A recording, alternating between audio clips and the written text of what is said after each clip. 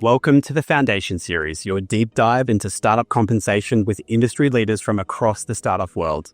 Join me, Matt McFarlane, a people operations leader turned compensation specialist, as we uncover the strategies and practices driving success in tech startups around the world.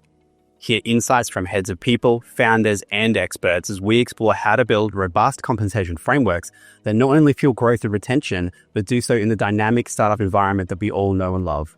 Let's get into it.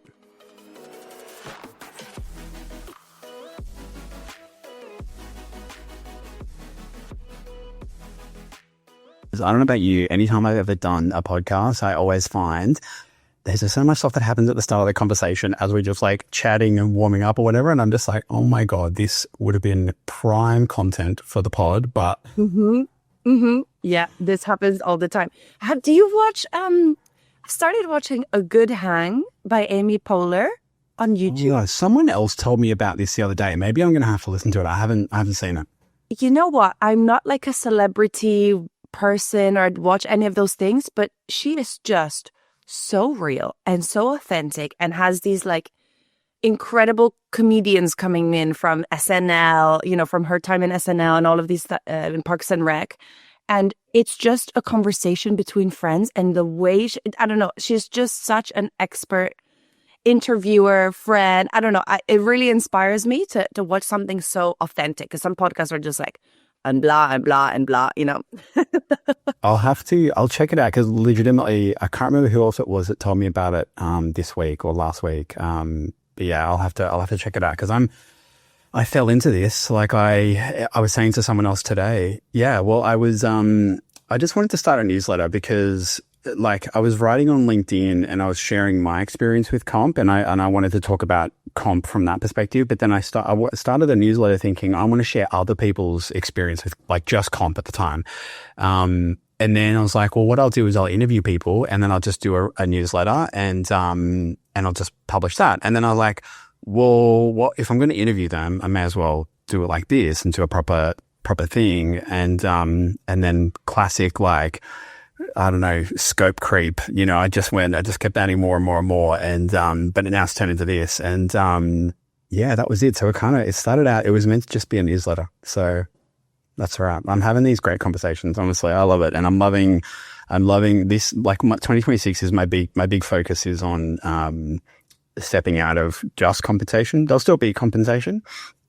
Still talk to people about pay, things like that. But I think there's so many interesting topics like the one we're about to touch on, that just, don't get enough attention, or are just these kind of like fringe things that I think are really important to not only heads of people or, just like the workforce in general, and businesses. Like I think there's heaps of stuff out there. So that's my big focus for next year, is to have stuff like here. I can't remember if I told you, there's, someone here in Australia who is the head of people for Airtree, which is like a really big VC company here in Australia. And, she is about to step out, where she started. I think it's a side hustle for her at the moment, but it's, she's doing something similar to what you're doing, but it's all around, menopause. So rather than the menstrual cycle, and helping, you know, women understand how to handle that, and helping businesses understand how to handle that. And, it's such an interesting, it's nice to see that kind of stuff is no longer as taboo. I think that I'm sure there's still plenty of taboo, but it's not as taboo as my sense. And, like just happy to do what I can to try and help make it less taboo. I mean, I'm all about pay transparency, which was taboo at one point, right? So. Well, that's it, right? I think that, because that's what I always say with menstrual cycle is, you know, mental health was very taboo for a very long time. So, you know, but we've spoken about it so much that it's become much more part of our language, right? So it's just talking about it. It's creating these spaces, you know, to talk about compensation, to talk about all these things that are, you know, we all think about them, but we don't want to talk about them. And so it's bringing them to light. Yeah. So thank you for creating this space. I'm super glad to be here. Yeah, I'm excited. Well, shall we kick things off? Yeah, I changed the light because it was very like, huh. We've got the mood lighting. I love it. We've got the mood going on. It's morning there. It's evening here. Exactly. Awesome. Well, Carmen, welcome. I'll do the thing where I sound like I'm talking to the crowd, but it's just you and me right now. I promise they're listening. Welcome to the Foundation Series. Thank you. I am super stoked to jump into this with you, not just because it's a chance for two old colleagues to reconnect and say good day, but because I think you're just working in such an interesting space and such an interesting topic that I know I'm excited to like understand better, as it's something that I think I have felt like hasn't been prominent throughout my life or career or anything like that. I'm sure it's going to resonate a lot with a lot of listeners. I don't have the number, but I'd hazard a guess that the majority of people in HR are going to be female. So I think they're going to relate a little bit to what you have to say. But even if they're not, I think, the conversation that we're going to have today is going to be relevant to everyone. So with that, do you want to spend a sec just telling people who you are, what you do, all that sort of stuff? Yeah, absolutely. Well, first of all, Matt, thank you so much for having me on the podcast. Like you already mentioned, it's super nice to reconnect. We were together at Oyster, but also just to chat about and geek out on specific HR topics that we both love as well. So, hi everyone. I'm Carmen. I'm Spanish Dutch, and I'm a business psychologist. I'm a womb healing practitioner, and I am also the founder of the Cycle Method, which is an educational tool and a program that aims at transforming the menstrual cycle from something taboo and something hidden and something that we've silenced or just kept in the symptomatic world of things into a powerful source of well-being, clarity, performance, leadership, and so much more. So that's really in a nutshell, what I've been doing and what I'm doing right now. I don't know how much more you want me to chat. I'll just give it over to you for now. Yeah, no, I love it. I mean, I think for me, like the first question is why this? Like, why is this a thing you wanted to pursue? Why is, where's the interest lie? What was the catalyst for you to go, yeah, this is a topic that I really want to help people with? Yeah, I mean, it's so interesting, Matt, because I think most people that go into the especially women's health space, it's not necessarily from a point of, oh, let's talk about this and teach everyone. It usually, which is great, but it usually comes from a health issue or a health challenge or a lot of pain or suffering or not being heard or not being feeling like you've been seen. So that was really my story. A reactive, yeah, gotcha. Yeah. Yes, exactly. And it really started as a health journey, and then it turned into more of that business journey. So it really, really started 5 years ago when I decided to stop taking the contraceptive pill that I had been taking for 7 years. And so for those of you that don't know, with the contraceptive pill, you don't ovulate, so you don't actually have a cycle. So you're kind of very, very consistent over time. So for 7 years, I was very consistent. I didn't really have these ebbs and flows. And so when I stopped taking the pill, lots of different things happened in my life. So for the more positive side, I started to feel myself again. It's like this veil had been lifted, and I felt very Carmen. I felt like I had the full spectrum of Carmen. I could feel all of the emotions. I felt very me, very authentic, like I'd been back after 7 years of being muted in some shape or form. But at the same time, my period pain from before came raging back. And we're talking, completely debilitated on day one of every month. Vomiting, shivering, having to go home, the whole package. And so this interest really started from that point, because I kept going to specialists, and the answer would always be, oh, just go back on the pill, or, oh, you're just one of these people that have painful periods. This is just, what you've been prescribed in life. It is what it is.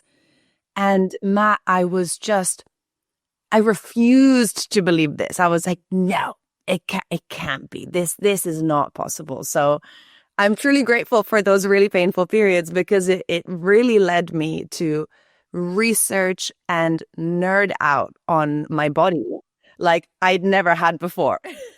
So I bought all the books. I've got a whole bookshelf back here to start learning about, okay, what is it to have a female body? What is the cycle? Why does my period hurt? And I just started to dive in and in and in and in. And along the journey, I started to realize, oh my God, there is so much that I have never been taught. And then the more I would share this information with the people around me, I would realize, wow, none of us have been taught this information. And so it really started to transform into just my own intimate, hush, hush, quiet health journey into, oh, let's talk about this more broadly because this is fascinating. And there's a sense of empowerment that we all feel when we finally bring this to the conversation. And then over the years, I started to essentially really, really heal myself. So I don't have painful periods anymore, which is amazing, through living more cyclically. But the interesting part and what we're going to talk about today is I started to experiment this cyclicality with work.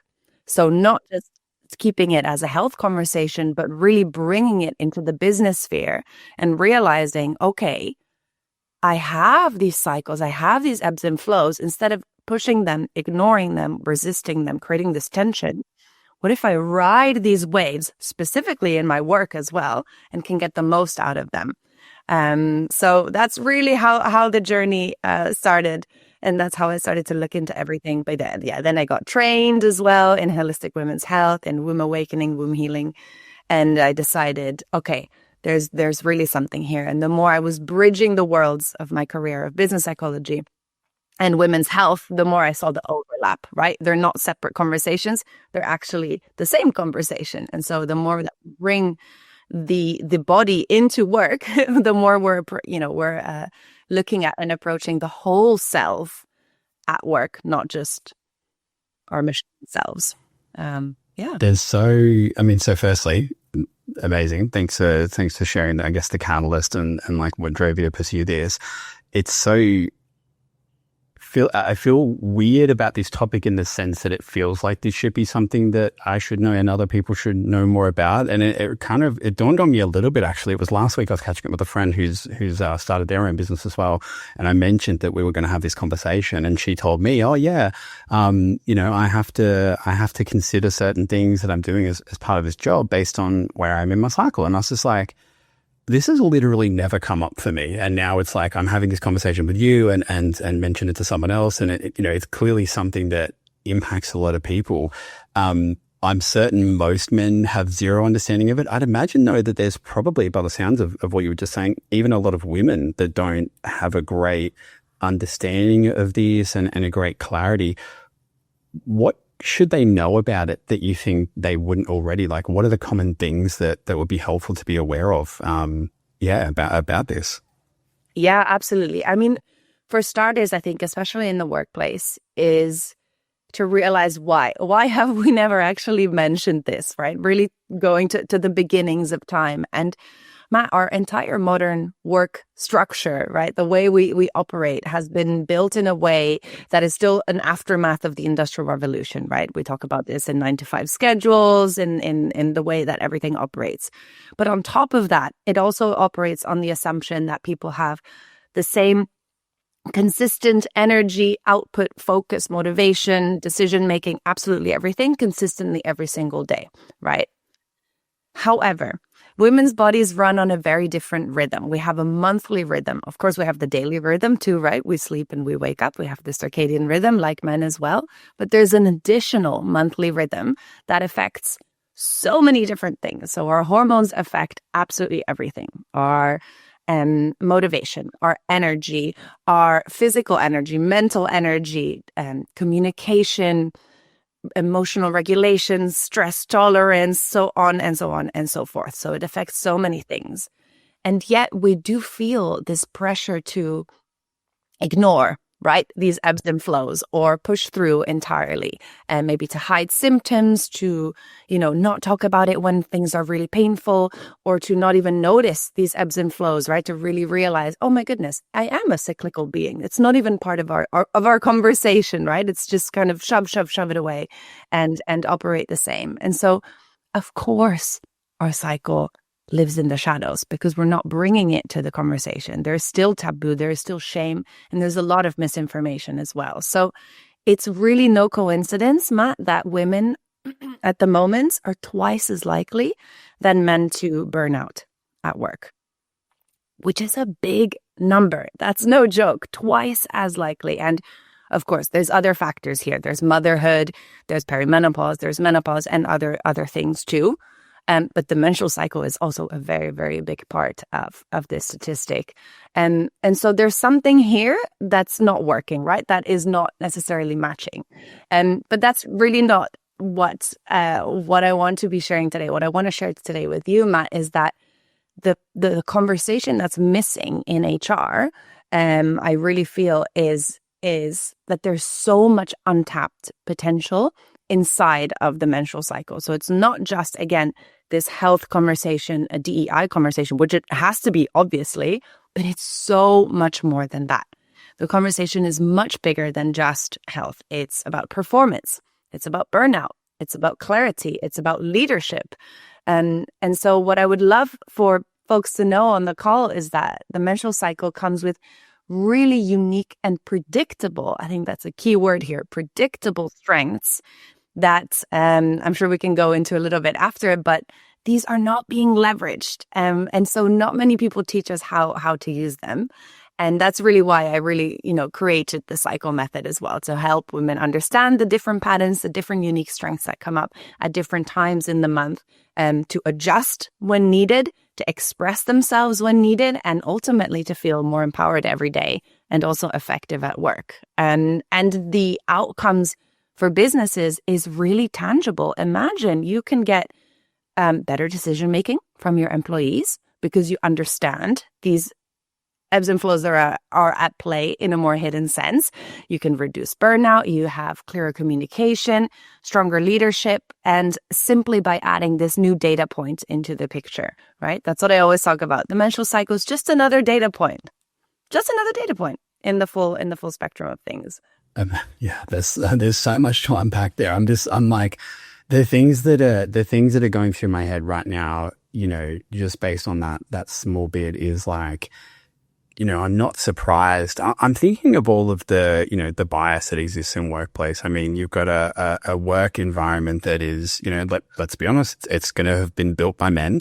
And it's built by, men based on when we were working on a production line, things like that.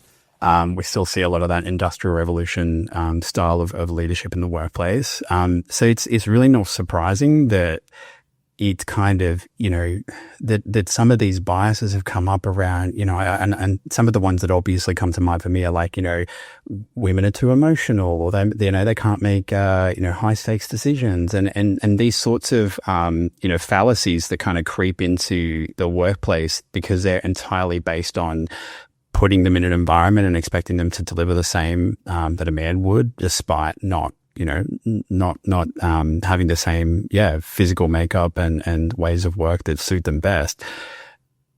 I'm just like I'm blown away by it. I feel like I'm going to take a while to like digest this whole conversation. I'm sure we're going to cover more, but I'm just wondering, like, what, based on that, what are some of the other things that you think or you see crop up, like from either a myth or just a misunderstanding or from that perspective when it comes to this? Let's do some myth busting before we sort of dive into what I think you touched on beautifully, which is the opportunity, which is how can we actually go, right, well, if this environment is made with women in mind, or at least considered, what's the potential? So let's talk myth busting and then we'll dive into the opportunity.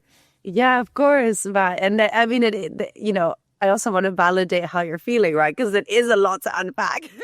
And there's been no, like, it just isn't something people talk about, like we touched on, right? So it's going to be new for a lot of people, women included. Yes. No, absolutely.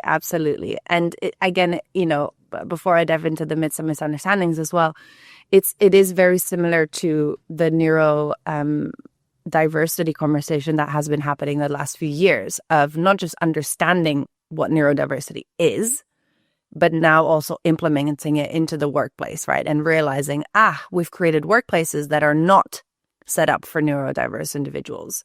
And so how do we adjust that? So it's a similar arc, right? A similar transformation.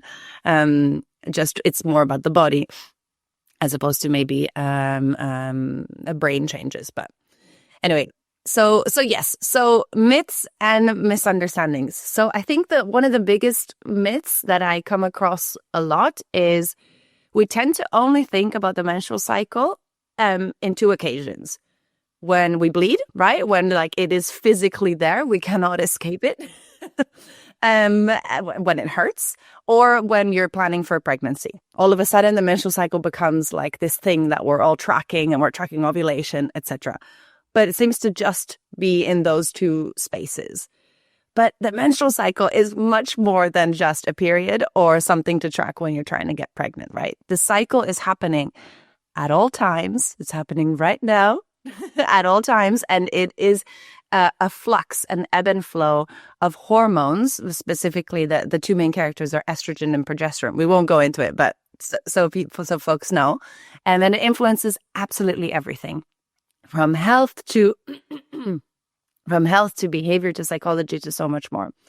And so the other myth really is that I think because we've only conceptualized it into being a period or something for pregnancy, it stays away in different realms of conversation. Again, like we've been saying, it stays in the health conversation or in the symptoms conversation, and it's touched on in DEI, if that. I also see it not being touched on in DEI. So if it even gets there, it would be a DEI conversation. But there is so much more potential beyond that, right? In the business realm, which we'll get to in a second. But another myth, I think, is that talking about the cycle is unprofessional, right? It's, okay, sure, maybe we're talking about it now on TikTok and Instagram and maybe a little bit on LinkedIn and with my friends, but oh God, I can't possibly talk about this with my manager, right? Or I can't talk about this with my team. So that is, I think, this other myth that we need to start to look at and think, okay, why not? I'm bringing my body to work, right? My brain is inside of my body, where I'm a whole being that comes and delivers work. Why are we only talking about certain aspects? And also not talking about it costs us money, right? It costs us burnout. It costs us retention. It costs us burnout. I already said burnout. Bad decisions, etc. And I would say, another myth is that the menstrual cycle is a limitation. I see this time and time again, Matt, in so many of my workshops where people go, but I don't want to have a cycle. Like, why do we have a cycle? It's so annoying. It only gives me problems. I wish I didn't have one. And I think that's it. It pains me so much to hear that, because I always thought about this too. I'm like, why do we have one and men don't? That's not fair. But it's really not a limitation. There's so many unique and wonderful strengths that come with each of the different phases. So so the different phases bring different strengths. And I think this is what, in essence, the real myth here is that we don't talk about these different phases having these different strengths. We just talk about the period. And so I like to conceptualize it in terms of work terminology. So our menstruation is very similar to our inner CEO. So it's a time when you're bleeding. It's a time of clarity, of knowing, of strategic vision. You can feel very reflective. You can be very reflective. And it's a big picture time. So I always refer to that, to the inner CEO time, is when your inner CEO takes front stage. Our follicular phase, coming out of our period, which many women tend to feel much more alive, back in business, feeling like they've come out of their period cave, is very similar to the chief innovation officer energy. So it's a time of experimentation, of trying new things, brainstorming, planning the month ahead, new ideas, researching L&D, kind of very similar to springtime, right? Like a newness, a rebirth, and this innovative time. In ovulation, we have our chief people officer. So they're masters of people. They are feeling more confident in communicating, in managing conflict, in social settings, in managing people. They have a particular edge on how to interact with people and how to get the best out of them. So that's really this ovulatory time, right? Your inner chief people officer coming to front stage. Yeah, absolutely. The myths you're talking about are like I guess in some respects, it doesn't surprise me, the one around a limitation. I mean, if I think about the kinds of environments that I've been in and where where I've come up against women who have had to take sick leave because of period pain or something like that, I think it is treated as a liability, right? Like it's you're taking something that is, otherwise an entitlement that could be used for when you've got the flu or when you need to care for a loved one or something like that, at least here in Australia. And you're having to use it for more issues than, what the rest of the workforce might have to use it for. And I think there's probably there's a perceived punishment in that, I think. So that doesn't surprise me. And it's interesting. I was thinking again while you were talking, and it's like I see companies that are introducing things like period leave, which I think is a great step forward. But I wonder, and I've not worked in any of these companies, but I wonder if the conversation and the reduction in taboo comes along with it, or if it's just another leave type. So I think there's probably something there as well. I was going to say, I love the full C-suite analogy, although I do take issue with the lack of a chief people officer, Carmen. We should have rebadged that for this conversation, shouldn't we? Our ovulation time is very similar to our inner chief marketing officer, our CMO. So a time where it has been shown scientifically that we feel more comfortable communicating, that there's more confidence, there's more risk taking as well. You feel more comfortable being visible. In fact, sometimes you want to be visible as well. And it's a time where you might really thrive in social settings. So really this chief marketing officer energy. And then last but not least, we have the luteal phase, which is after ovulation and before your period, which is the time where the chief operating officer really takes the front stage as well. So this is much more around attention to detail, giving feedback, being able to spot the differences or spot the things that could be better. You're really good at finishing things, executing things, focusing, get shit done energy in essence. And so the reason I use the different chief executive, positions, it is exactly, they're all C-suite. Yeah. And so, and to really show that we have those different strengths. Is the CEO better than the COO? No, they all have their different purpose and they all bring different strengths. And it's just about tapping into those different energies at different times, as opposed to saying, no, you have to be like the chief marketing officer the whole way through and you can't accept all these other beautiful strengths that come through. So I would say that's really the biggest myth that I would love to be busted, that it is not a limitation or something we want to hide, or just this health piece. There is so much untapped potential, in fact, wasted potential of tapping into these unique strengths. And especially in a work environment, who would not want to tap into these, right? I love it. I was only joking, by the way. You totally didn't. I love it. Now I just hope your website lines up. Oh my God, I don't. No, actually, I don't have to do a whole rebrand. Yeah. Oh my God, how bad? See, this is why I love feedback. I love feedback. Great. No, so I do. I love the C-suite analogy. I think it's a great way in particular. I mean, obviously there's all these throwbacks to things like the glass ceiling and whatever else. So I love that it's channeling that. When you're working with, and I guess if I frame this as, I'd really love to understand how you're working with an individual, and helping them adopt some of these changes and helping them access some of the performance that we've talked about as being wasted. And then I want to dive into it from a workforce perspective. But tell me what it's like when you're going through this sort of approach with someone. You're teaching them these things. You're talking to them about some of the changes. Like, what are some of the things that someone listening to this podcast could walk away with and go, okay, cool, I can make some immediate changes and improve, my understanding of this and how I leverage this not only at work but in life. Yeah, absolutely. So at the Cycle Method, we work with 3 distinct layers.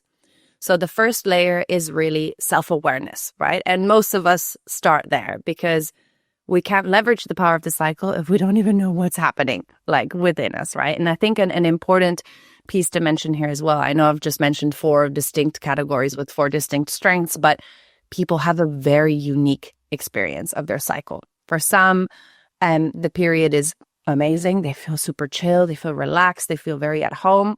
For others, it's horrifying and debilitating. And same with ovulation. For some, ovulation feels amazing. They feel like a superwoman. And for others, it's actually pure chaos and really unsettling. So this is also sometimes linked to ADHD, for example. So ADHD folks don't really love ovulation because the estrogen is chaotic. So, that's just one example. But what I always urge women and menstruators to look into is find your unique patterns. So start to track and start to observe with curiosity. On my period, I tend to feel XYZ consistently every month, right? The key here is the predictability. We think it's unpredictable, but the moment you start to track on a monthly basis, you realize, wow, I tend to be like clockwork actually on these specific emotions or these specific, behaviors or strengths. And so really starting to tap into what is my unique pattern and your unique pattern and someone else's unique pattern. And then how can I start to understand myself from this cyclical perspective, right? Very similar to someone knowing very innately, I'm a morning person or I'm not a morning person. I'm much more of an evening person. Very similar, right? It's your own rhythm. You know what works best. But if we've never put attention to it or actually started to track, we wouldn't know, right? So it can get to a point even where you know precisely, it's day 25. I know today I might be really critical with myself and I might, spiral a little bit in my head with the next. Yeah, exactly. But then this again, it's a data. If you don't know, then you can't deal with it, right? Exactly.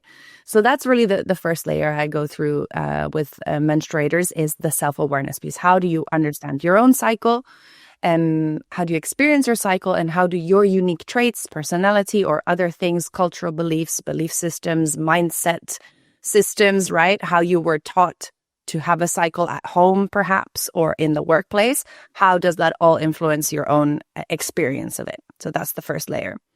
The second layer, once we've understand what is happening on a monthly basis, would be divided into 3. So at first we have sync, which would be looking at, for example, I know I feel great public speaking around ovulation, so I'm going to make sure that the public speaking things I have are around ovulation as a very basic 101 thing to do. That would be the syncing piece. However, life is life, and we can't just be syncing our entire life every Exactly. Right? It's just not possible. Also, that shouldn't be the aim. That's not the aim of this. So we're only synchronizing. So the second piece of that second layer would be to adjust. So if I know, for example, me right now, I'm on day 3. So I'm menstruating right now. And ideally, in an ideal world, would I be doing a podcast? Maybe not, but that's okay because I have this information for myself. And I know from years of experience, I know that on day 3, I might feel still low energy. I might be a bit more hungry. There might be some doubts or a bit of brain fog, but I know this. So I can adjust. I can sleep more. I went to bed earlier yesterday for this podcast, or I can adjust, right? Because I have this information. And then the third piece of that second layer would be to prepare. Not only can I adjust in the moment right now with you, Matt, but also I was able to prepare because this was in the diary for a long time. So I knew I have a podcast and I know I'll be around my period. Of course, you never know exactly, but around my period then. What are the things I can put in place mentally, emotionally, physically, and also from a communication perspective so that I can still have the best possible experience regardless of where I am in my cycle. And then the third layer would really be what I call cycle mastery. So it's not just understanding yourself or adjusting to the things that happen in your life with this information, but it's using the specific strengths no matter what you're doing. So really tapping into, okay, I have a podcast on my period. So what is the unique strength of menstruation that I can bring into this podcast? It's reflection. It's more stillness. It's more authenticity, actually. It's less frantic, social energy, but it's more vroom. It's more grounded. And it's less bullshit, too. I'm going to be talking, more directly and more straight. And so it's about finding the authentic energy that wants to come through in different times of the cycle. So that's why I call it cycle mastery, like a ninja, you know, like mastering the energy and being able to channel whatever is there in that present moment. I love it. And what are you seeing are the results of some of these? So for the individuals themselves, like when they're coming back to you after having implemented these 3 levels, like where are you seeing them, you know, really see the most impact in their work or personal lives?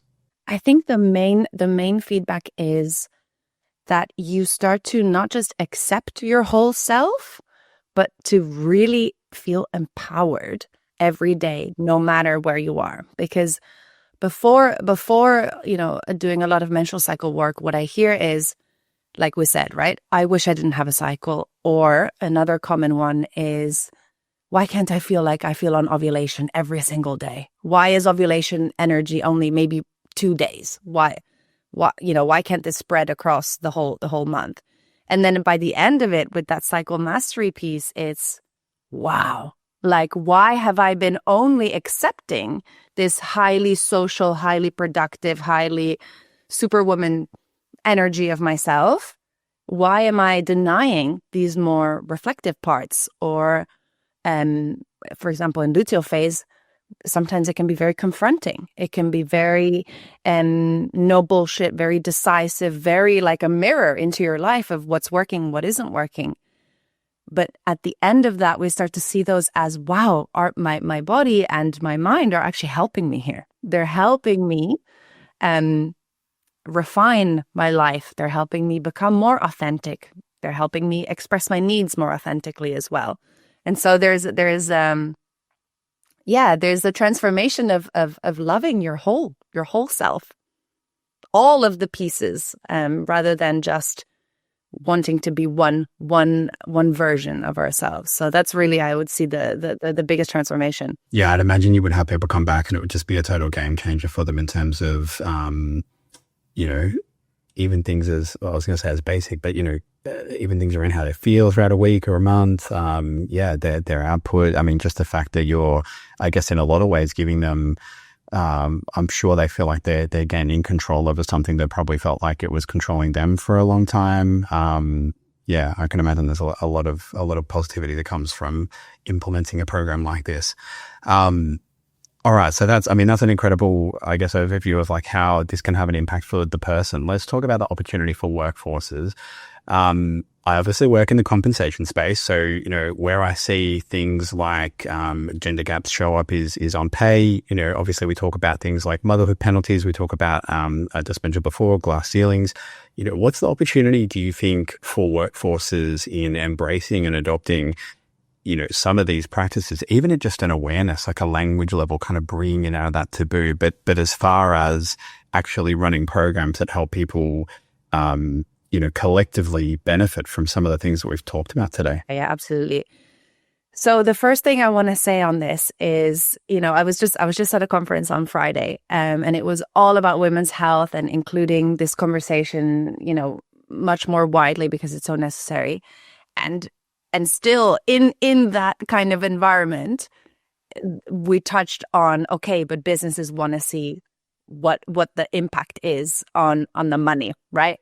Tell me about the money. Where is the money, right? So this is what I think is the most interesting with the menstrual cycle conversation is that we actually can tap into this. Because imagine, Matt, I'm telling you, maybe you run a team of, you know, 20 individuals and maybe half of them are women.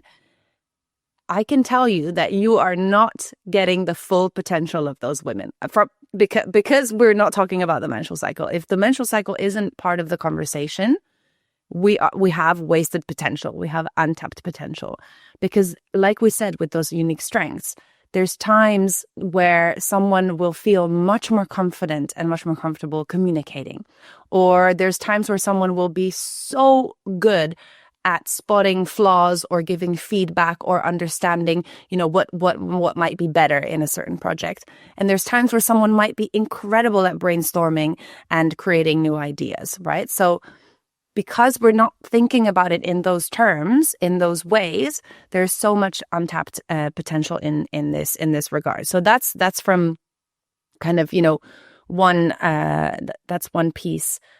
of the picture. But I think the main aspect here is, wait, what exactly was your question again? Oh, it was just around like, what's the opportunity for businesses? But I think like, some of the things that again already are coming to mind for me is like, whether or not we've achieved it is another thing, but we spend so much time, companies all around the world trying to broaden representation in tech, it's in the organization in general, but in other industries, we're trying to broaden representation at the top of the org chart, things like that, which we're trying to see, more female participation in a lot of ways. So your point around like the impact is tangible makes so much sense when, against your point, 2 seconds ago, is that you're not getting 100% of the female workforce because of the taboo, because of the lack of awareness that either the organization or each of these individuals has around what the menstrual cycle is, how it can be used, how they can adapt to it, how they can control it. So yeah, it really does not surprise me at all that there's a lot of benefits and a lot of upside for businesses here. But please continue in terms of like where you're seeing some of this land for businesses that you're working with. Yeah. And, there's not much research, right? Because we're still in the infancy of stage. Yeah, we're still in taboo, which doesn't help the research that there is. But there is some. And there was an interesting report by Deloitte last year that looked at supporting women through hormonal transitions, whether that was pregnancy, perimenopause, menopause, menstrual cycle, etc. So it's more the broader realm. But women who felt seen and supported through these hormonal transitions were 60% more likely to stay in the business and stay long term. And what we're also seeing is that women feel like when there is this psychological safety around these topics as well, there is less burnout and there is higher engagement and higher innovation. So these are actual tangible facts that we can speak to. So the business case really is it's obvious, right? But I think in terms of bringing this conversation more into businesses is, okay, how can we translate this? How can we use language that is understandable in a business to bring this in, right? So I think a great example is the product and tech language. We use very similar language already, but we're only adapted to our processes or our products, right? So Agile is a great example of the exact phases of the menstrual cycle that happen. The cycle, right? And you've got the retro, you've got the planning, you've got all of the specific phases, but we're only talking about it in terms of production, right? Of producing something or creating a product or innovating on a team, for example. But we can bring this same language, right? If we all in a company are already familiar with the Agile language, okay, let's use that comparison to the menstrual cycle, for example. Another way that businesses incorporate it is using the seasons. So if we feel uncomfortable saying menstruation or period, or that's not something that still feels taboo or feels scary to mention, okay, a great, again, analogy or metaphor are the seasons. So menstruation being winter, follicular being spring, ovulation being summer, luteal being autumn. Again, very big generalizations, but it adds a language and something easier to grasp that is not just the actual technical terms and telling everyone you're ovulating in the office, for example, which might be very uncomfortable. So finding the language that we are already comfortable sharing and starting to speak in those terms. And of course, I do want to caveat, if you don't want to share anything, you should never be forced or feel that you have to share, right? I think that's a no-brainer here, but I do want to mention it. Because again, in some parts of the world, you would be punished for sharing this information. So I do want to caveat that. But if you feel that there is an environment where you can talk about it, it brings so much knowledge, right? Because, for example, if I have a team and I know that Becky is in her ovulation and that Sarah is in her luteal and that I'm on my period, I know, okay, cool. So Becky can maybe present the meeting that we're doing. Sarah can give us feedback afterwards, because she's going to be especially, on top of her, attention to detail and feedback giving abilities. And I can maybe take notes and reflect afterwards and do the retro as an example, right? So we're already implementing the different unique strengths that are happening on a team level. That's definitely, where we want to get to. I think we're still in the demystifying stage. I think we're still in the taboo demystifying the menstrual cycle stage. But yes, how can we bring the language that's already comfortable, that we're already using, into those same systems? Yeah, I think I was thinking as you were saying that, like, it's not great that we have to hide the language, but I also respect and appreciate that in a period of transition, we want to try and make it something that people are more aware of and more comfortable with. And, even if they're not talking about it directly, they start to develop an understanding, even if they're not using the words and language. I'd imagine you would see the same thing with employee resource groups or something like that. I'm assuming they're probably mostly going to be participated in by females, but what do you think needs to happen for us to start getting these kinds of conversations and these sorts of changes to be happening in, whether it's the C-suite or the boardroom or, these sorts of places, so that really the whole company can be aware of this and be respectful of it and understanding of it and adjust when needed. But also give that, that space and that safety for ovulating members of staff to just be in a better place for themselves. Mm-hmm. Mm-hmm. I think, as we've been mentioning, the first, what I always do with companies as the first layer is that self and other awareness, right? So I think that's also a key piece here, that the conversations that have been happening around the menstrual cycle have been very gendered. I think have been in women's spaces only, which is great, fantastic. However, to really move the needle, we need everyone involved, right? It cannot just be one group of people discussing a topic. It really does need to be everyone, because that's how we create change. That's how we all benefit from the same information, right? So the first piece in companies is, what even is a menstrual cycle? Like, we're talking basics, right? Because none of us are ever taught that. So opening that space up for conversation to learn, demystifying what it is and what it isn't, and hearing other people's experiences, and doing that in an all gender inclusive environment.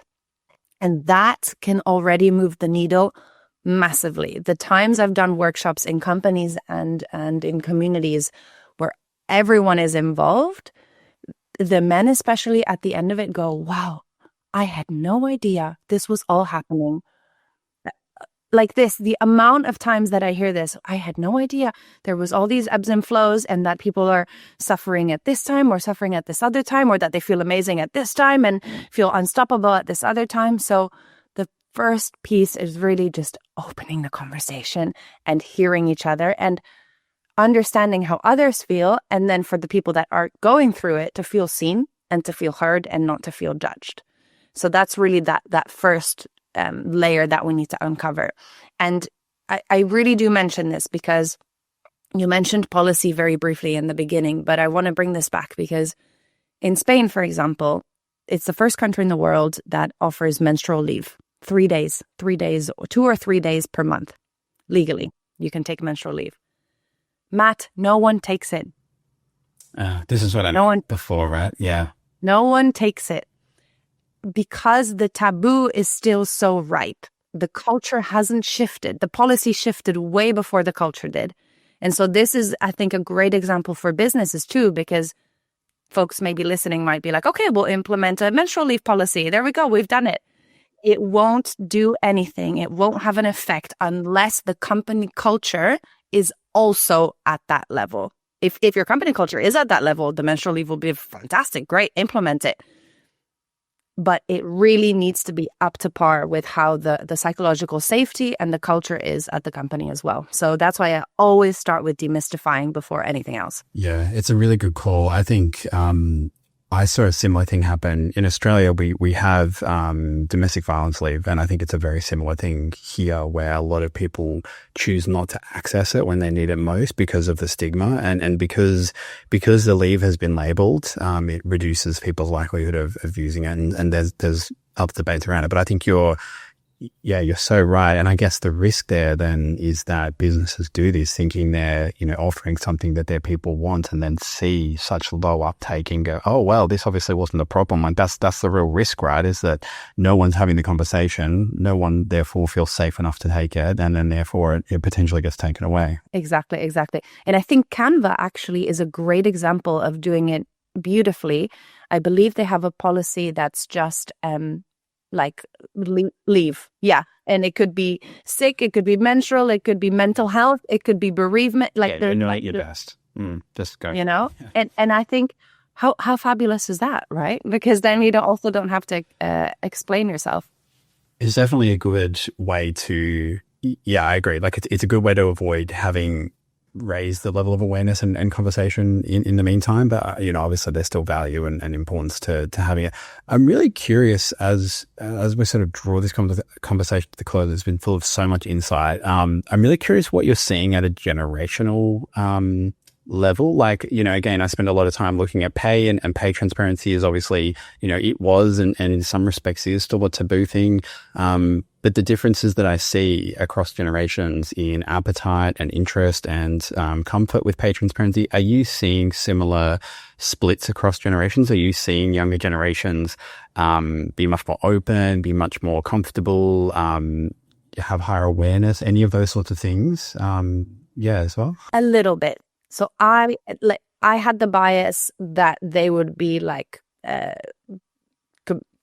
completely knowledgeable about this already. I thought, the next generations won't even have to go through this.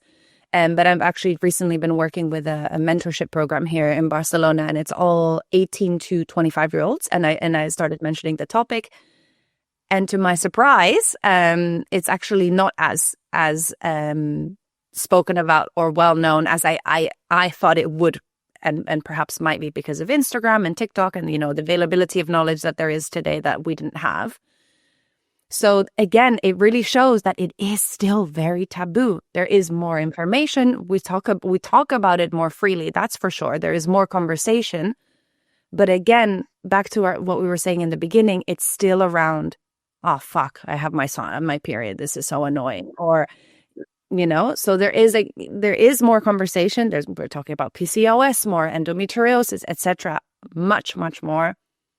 But we still have a long way to go. And I speak to a lot of mothers of teenagers. This has been, again, similar feedback I keep getting, that they go, oh, please speak to my daughter's year, because, they're really suffering or they don't understand. And so I think we're moving along, but so much work to be done still. Wow. I think it's amazing to see the work that you're doing. I think this has been so insightful. I'm sure there's going to be lots of people that are listening and also finding this incredibly, just like full of either new knowledge and information, and again, raising that level of awareness and respect and understanding of what others are going through, or helping them better understand themselves and how they can, just take control of something like this. So thank you so much for being on the pod. Is there anything else you want to leave anyone with? Is there any final tip or anything like that before you wrap things up?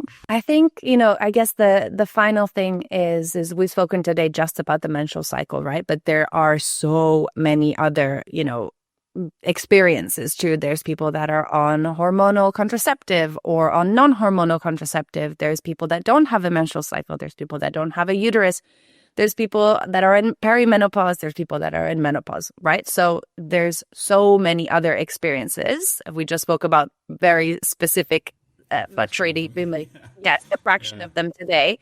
So I do want to mention that there's so many other experiences. So when we talk about this in a work context, to also include all of these other experiences and in the same frameworks, right, of self-awareness, other awareness, and then continuing on that journey, but realizing that the body comes to the workplace and the body is experiencing whatever it is experiencing at that point in time in your life.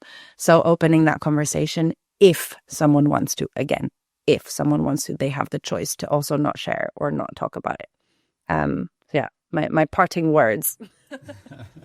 Well, sage advice. So thank you so much for jumping on, and yeah, thanks for being a part of this.